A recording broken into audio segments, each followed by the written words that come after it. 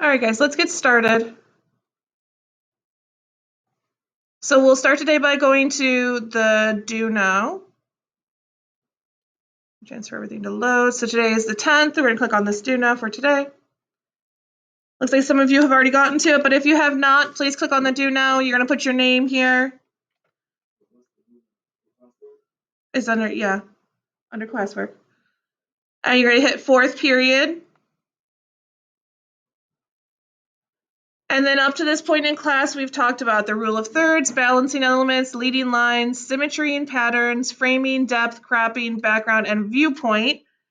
And marking period 4, we've looked at portraits, which is pictures of people. We've looked at landscapes or nature photos, which are pictures of landscapes or, nature around us. And last week we did still lives, right, which is basically a setup of objects that are still or not moving. Give me 1 second, guys. Is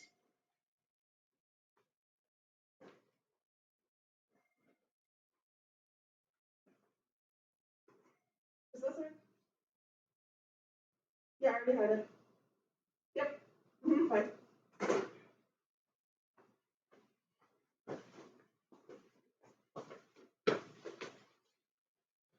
All right, and so this week we're going to be looking at what's called macro photography.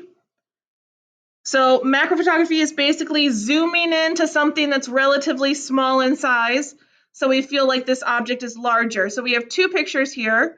One is of an apple, the other one is of marbles. And I want you to look closely at the images and decide which one of the photography rules do you think is being applied primarily in the image that you're looking at. So the first thing to look at for is framing. Is the photograph framed in a way to get the viewer to focus on a specific area? Is the lighting something that adds drama or interest to the photo? Does the photo appear to be cropped in an interesting way to get you to focus on the subject? Are there added props to build another layer of interest? Or does the photo use blurring to get you to focus on the subject? So you're going to choose which one of these stand out the most for image 1 and then for image 2.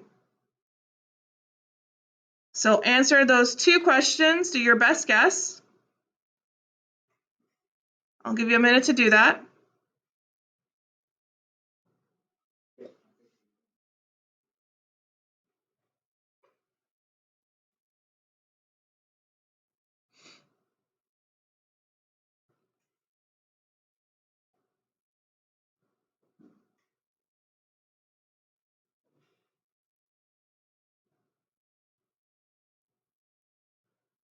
Okay, and when you're done answering those two questions, you'll come back to Google Classroom and make sure you hit the turn in button.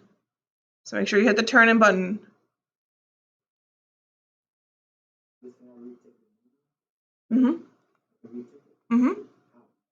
Just click on it again.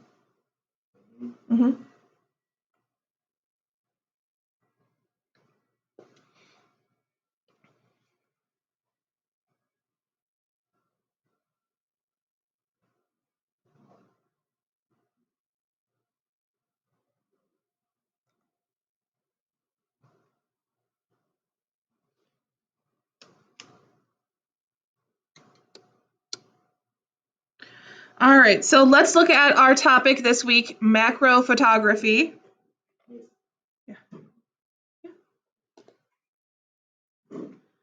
And we've got 3 learning targets that we're looking for.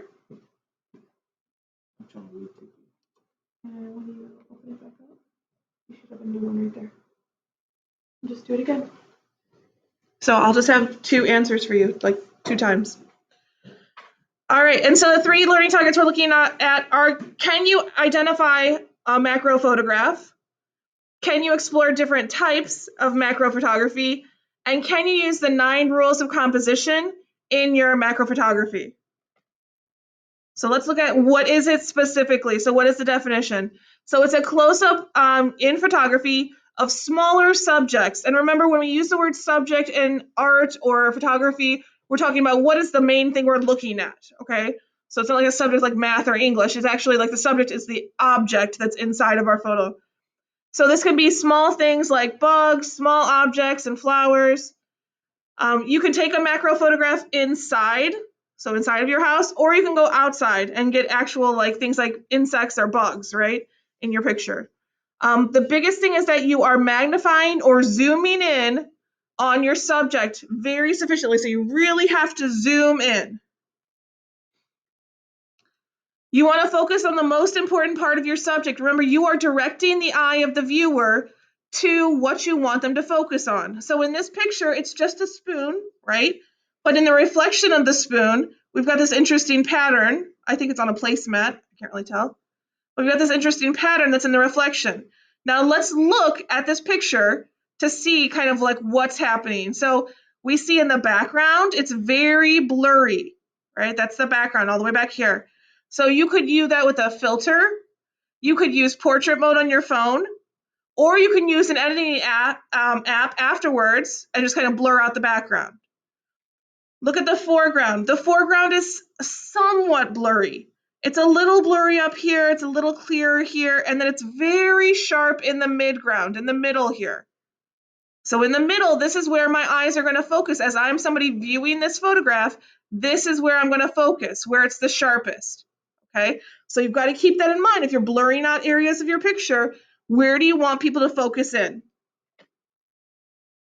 Remember, we're still applying the 9 rules of composition that we've learned previously. So like use your grid. Don't turn off your grid on your photos for your rule of thirds. Make sure you use it to help you. Make sure you think about visual weight. Like, is it balanced? Is it not balanced? Like, you want to make sure that you have cropping or that you've adjusted the depth so the background's kind of blurred out. So we're still applying these same rules, but it's all under the umbrella of macro photography.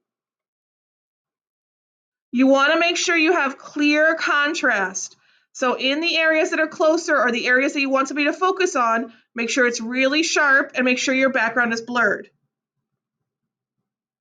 And again, at the end, you can go back and crop it to make it a more interesting shot to get people to really look where you want them to look.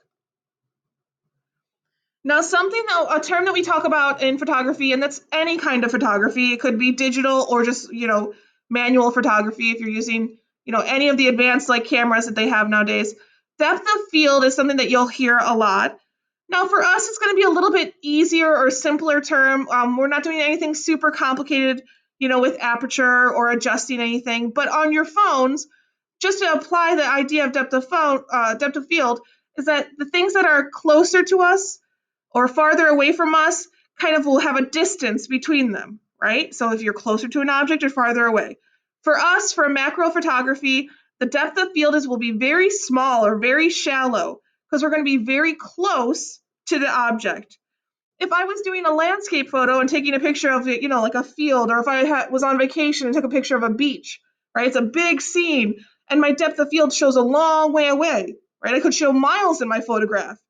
But in this case, for everything we're doing for macro photography, we are zoomed in really, really close, so our depth of field will be very small. You want to think about the background, okay? So for the most part, your background should be blurred out so that you can focus on that object or subject that you want to. But you have to take into consideration what is the color of your background. In this first picture up here, the strawberry that's really zoomed in, we can see all of these details of the strawberry, the highlights, it really stands out. And we don't have any competition with the background that is white, right? Here we have a picture of a spider, but the spider's got some brown tones and kind of some yellowy green tones, and it starts to compete a little bit with what's happening in the background here. This is not the ideal situation. It's not a terrible picture. It's still a cool picture, but let's look at one that could be better. So in this case, you can see the background of this picture is almost all this dark gray color, and so the spider really stands out.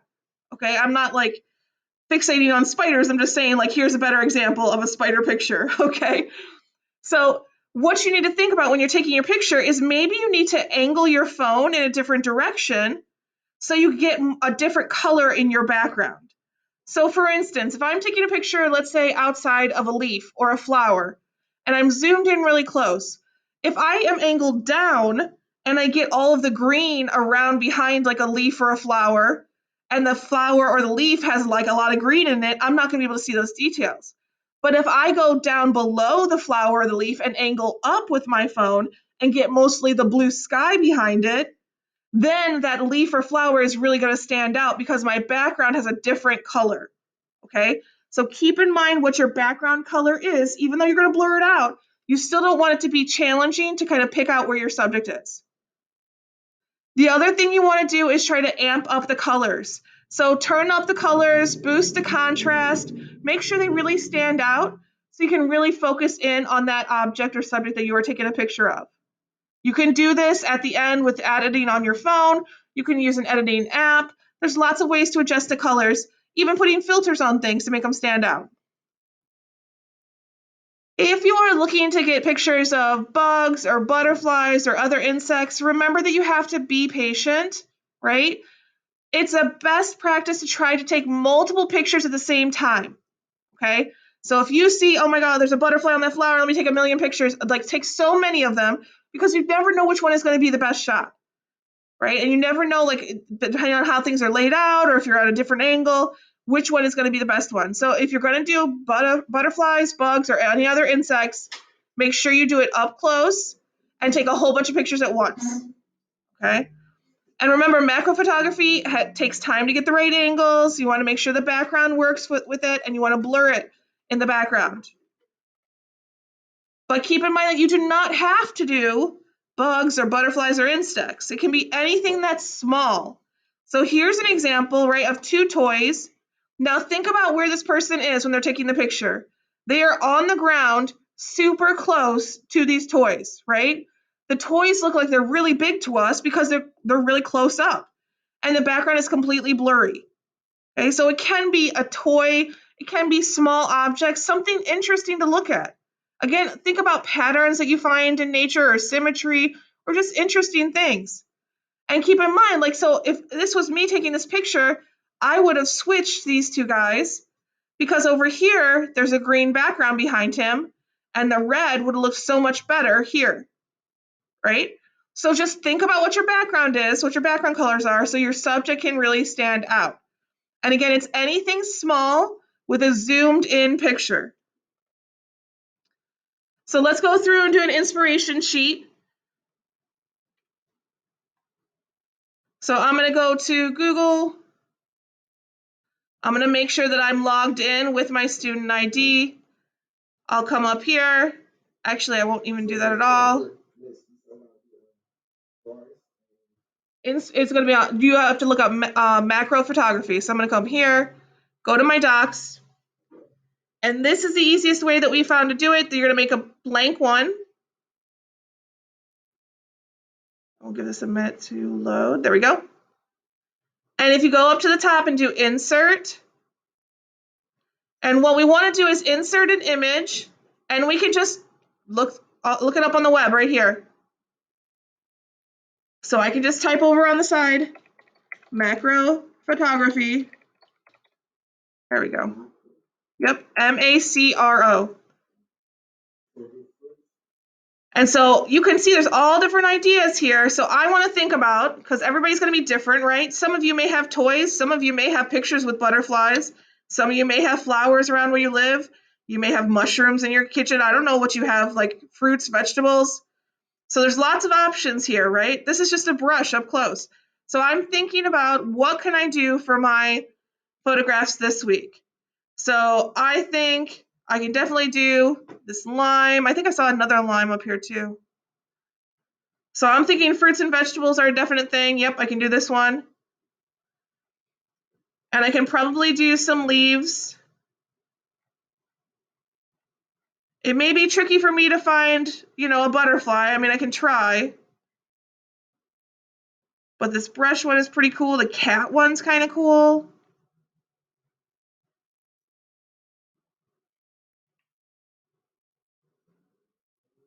I think I could definitely do a flower one too. So I'm going to click on the ones that I think I can do. And I'm just going to insert them in my Google Doc. I'm going to resize them because we don't need them to be big. We just need a small little picture for reference. So I'm going to make them smaller. just by dragging the corner. See if I can put them all in one row. That's good enough. And then I'm going to write down what my 3 ideas are, and then I'm going to go out and take pictures. So my first idea, so idea number 1, my first idea is to take photos of the fruit in my kitchen. Maybe I'll cut it in half. I don't know.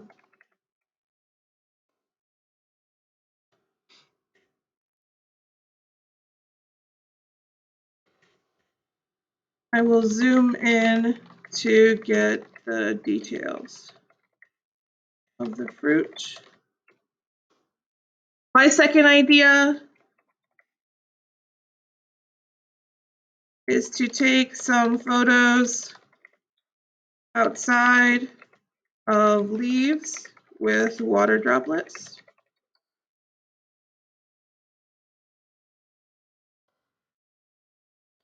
And blur out the background. And for my third idea, I will take up close photos of the center of flowers and boost the color and contrast to make the details stand out. That's it. All you need to do is try to find 3 ideas to go, then go out and take your pictures, and then remember you're going to take more than 5 pictures, but you're going to choose your 5 best ones to edit and turn in for the week. And again, macro photography, and I'm just going to put it up here so that everybody remembers, this is macro photography. Macro photography is always going to be up close, so up close pictures. Zoomed into smaller objects. Okay, and so it can be like something like a bug or an insect, could be a flower, could be a leaf, could be anything small, a toy, anything like that. But it's an up close photo, really zoomed in. You want a really sharp area that shows definition, and then a blurred out background so we can really focus in on what you want us to look at. Okay, so this is what your inspiration sheet looks like, and then you turn it in on Google Classroom, and then go out and take your photos.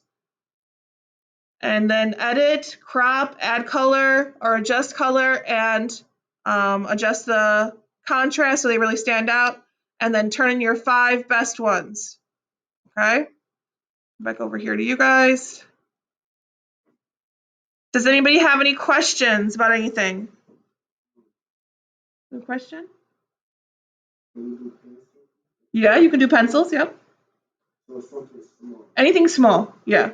Like you couldn't really do like a car, right? You couldn't go like zoom into a car because a car is too big to zoom into something unless you look at some specific detail of it, right? Yeah, it's too big. So you want small objects. All right. Anybody else have any questions? And if you're not sure, if you have never done it before, on your phone, when you open up the camera, if you're trying to zoom into an area, sometimes you can double tap on the screen and a little box will show up. And that's your way of telling the camera that's what you want to focus on. So if you'd like double tap on your screen, a little box shows up, that's what you're focusing in on. And it'll blur the other areas usually. Or if you have portrait mode on your phone, that's an option too. Or again, you can use editing apps to help you kind of blur things out in the background. Okay? All right, guys, why don't you go ahead and get to work? I'll be here if you need my help. All right? Let me know if you have any questions. All right, guys, I'll see ya.